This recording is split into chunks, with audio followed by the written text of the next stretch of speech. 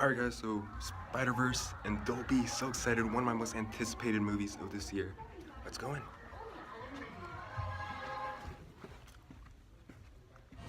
We just confronted with the reality of what it means to pursue a career in stand-up comedy. Mrs. Maisel's gonna be a household name. It's about a woman who is unapologetic.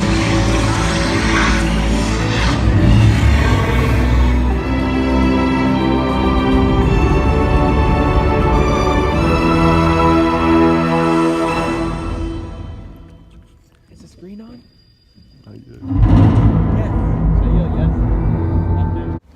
Alright guys, so I saw one of my most anticipated movies of this year, Spider-Man Into the Spider-Verse. I did see this one in Dolby, so I'll be giving my thoughts on the Dolby experience after I review the actual movie itself.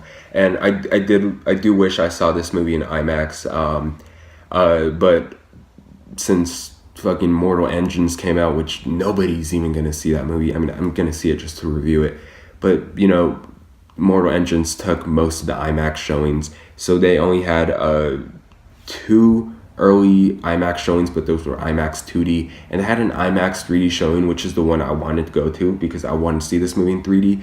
But it wasn't until like 11 p.m., so you know that was just out of the picture for me. It's just too late to go watch a movie. But anyways, I did see this in Dolby, and I'll talk about the experience. But I've been looking forward to this movie ever since it was first announced, because when they first announced this movie, they announced that Phil Lord and Chris Miller were actually writing the screenplay for this movie, and I was extremely excited to see what this movie was about, because at the time when they announced this, it was the time when the Lego Movie was still hot and it was still big. And the Lego Movie was not only just written by Phil Lord and Chris Miller, but it was actually also directed by them.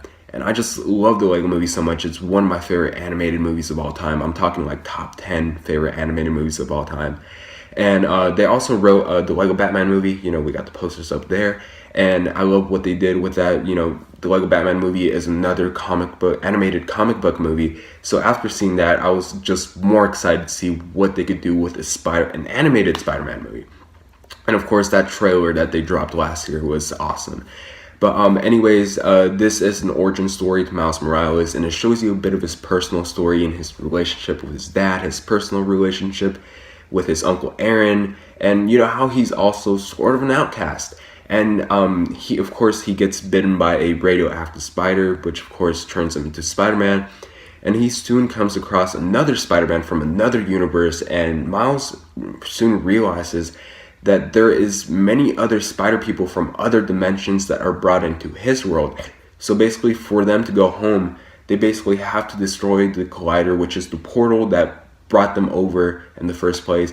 And the Collider is controlled by the villain of the movie, Kingpin, who is actually using the Collider for his own purposes, which I will not spoil because it is a big plot line in the actual movie. So right off the bat, this might just be my favorite animated movie of the year. And this comes in a year when Incredibles 2 came out, and if you guys seen my review for Incredibles 2, you guys know how much I really loved that movie when I watched it. And you know, I've been rewatching it because I have it on Blu-ray now. And you know, I still love Incredibles 2, just that I do find more problems within its villain after rewatching it I watched the movie 5 times already, so of course, the more I watch it, the more I start to realize the problem with the movie. But I still love The Incredibles 2, but you know, this might just have outbeated it as my favorite animated movie of the year, and maybe even favorite Spider-Man movie. I don't know, it's actually kind of tied with Homecoming. I just love what Marvel did with Homecoming, and you know, I just love everything that they did with that movie, and I love everything that they did with this movie as well. And you know, let me just say, what they did with Miles Morales in this movie is actually some of the best character work that I have seen in any movie this year. And this is coming from a guy who actually never picked up a Miles Morales comic book. But you know, I am actually quite familiar with the character and what he does for the Spider-Man lore. And they give us a bit of everything that you would love to see for a well-structured character for Miles Morales in this movie. Of course, you see him be sort of an outcast, and how he kind of builds his way up to not being one at times. And his relationships, whether it's his difficult relationship with his father or his very easygoing relationship with his uncle Aaron, who he actually looks up to. And what just everything that you want about a good character in any movie is all brought in for Miles in this movie, and I just love that so much. And I also love how throughout the movie you see how Miles actually struggles with his new powers and him trying to get used to them. And they do some really fun things with that, with him trying to get used to using his powers. I just love it so much. And I also love Shamik Moore's voice in this movie. He lends a very good voice, and he's just perfect casting for Miles, I would say. And I also really just love what Jake Johnson did with his voice work for Peter Parker in this movie. And even though he is not the main character here, they do go deep with his character's backstory, and they give us a brief backstory of everything that he just went through, and they use that to further motivate his character. And I love how they do that with not only with Peter Parker, but they actually also kind of did the same with some of the other Spider people, such as Spider-Gwen, Spider-Noir, Penny Parker, Spider-Ham. Although it is more effective for Peter Parker's character in here because we do spend the most time with him. And surprisingly enough, Kingpin here might just be one of my favorite villains of any movie this year. He very much has a tragic backstory, which is also motivation for what he's actually doing. And Kingpin is actually pretty menacing and pretty threatening, and does some things in this movie where you're actually left in shock and you're like, oh my god, they actually did that with his character in an animated movie. Because I was worried that they were going to make Kingpin a washed out villain just because this is an animated movie. I was just worried that they were going to wash him out and make him a very not kitty villain, but I thought they were just going to make him a generic animated movie villain, but they don't. They actually go for how threatening he actually is in comics, and he's very violent in this movie. And I'm just surprised that Sony actually had the balls to actually make Kingpin as frightening as he actually is in the comics. And I just love what they did with his character in this movie. And there's actually another surprise villain in this movie who I just absolutely love that I just don't want to give away. But she was another awesome villain who was just such a surprise to the actual movie itself. I'm just so glad that they kept it a secret from the actual marketing. I'm not gonna say who it is again, but once you actually see the movie itself, you know who I'm talking about, and she was just awesome in this movie. And for the rest of the voice casting, the rest of the voice casting here is spot on. Haley Steinfeld, Mahershala Ali, Nicolas Cage, Liev Schreiber, Catherine Hahn, who was in another Sony animated movie earlier this year, Hotel Transylvania 3, and I liked her voice work in that movie, and I love her voice work so much in this movie.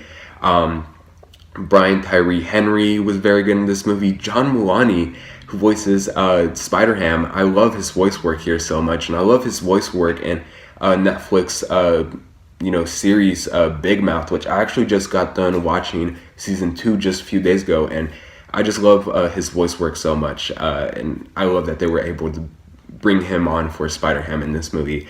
And what they were able to accomplish with his story and everything that they were able to do. Wait, sorry, I'm reading off my computer. So basically everything that they were able to accomplish with Miles' story and everything that they were able to do with it, it just makes sense why they would choose to actually go with animation here, because this would be a hard story to tell in a live action movie. But the story itself actually makes sense, and they really do take time to build on it. And of course, most of that is credit for Phil Lord and Chris Miller, because they just do an awesome job writing this movie, and they just get as creative as they can get. And yes, there is a lot of characters in this movie, and I love how this movie never takes anything away from the primary story, no matter how much characters there is in this movie. whether it's Mouse's storyline or his relationship that he has with either Peter or his dad or his uncle. The movie is just very well balanced with its story. And of course, the animation here is just gorgeous. I just cannot believe that they actually pulled it off to actually make the animation here actually look like an actual comic book brought to life. And although in the beginning the animation is kind of distracting, you just do get used to it after a while. But every frame of this movie is just, there's just so much effort put into it. It's just so colorful, so vibrant, so detailed. I love it so much, and I just cannot wait to see more of this animation for its future sequels, which they already announced before this movie even came out.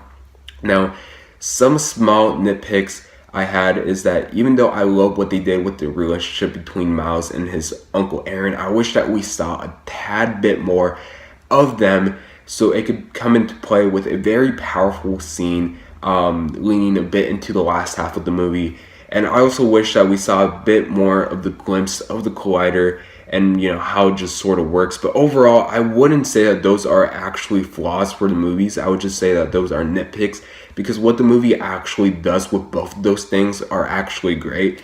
But I guess I was just so spoiled with how great this movie is that I actually wanted more from those two things. But other than that, Spider-Man Into the Spider-Verse, one of my favorite movies of the year for sure. I cannot wait for you guys to see where this ranks high up in one of my favorite movies of this year. When I make that list later towards the end of the year or the beginning of next year, we'll see. But anyways, this, you have to see this movie. You have to see this movie to actually believe the hype.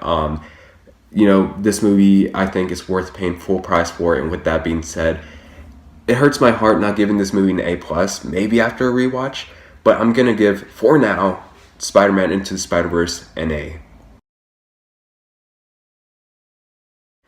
I know that this is one of the longer reviews that I have made so far, but there's just so much that I really needed to talk about this movie because I almost loved almost everything. Actually, I loved everything about this movie except for those few nitpicks that I actually had for this movie. I just had to talk about it all, and that's why this review was kind of long, but I had to, I really just enjoy talking about how great this movie actually is. And for how great this movie actually is, I might just consider making my very first spoiler review in this channel for this movie after I watch it a second time. I don't know, I'd still have to think what I would say for that spoiler review, but it could very much just be happening. But anyways, I did see this movie in Dolby, and the Dolby experience here and Dolby Cinema was just amazing. This movie was formatted for Dolby Vision, so of course, it's 4K projection with Dolby Vision added into it, and Dolby Vision just gives you these very dramatic and cinematic colors, and this is a very colorful movie.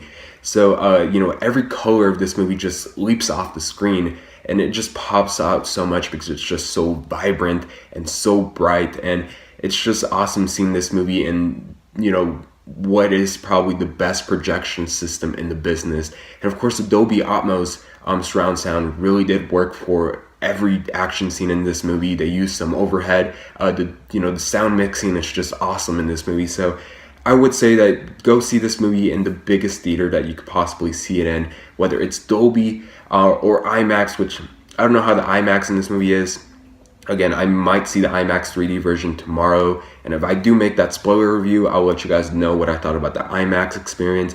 But anyways, see this movie in Dolby if you guys can. It's an awesome experience. So anyways, thank you guys so much for watching, and please do watch this movie. I beg you, it deserves your money. And also, if you guys seen this movie, tell me what you guys thought about it in the comment section down below. As always, thank you so much for watching. Please like and subscribe, and I'll see you guys later. Bye.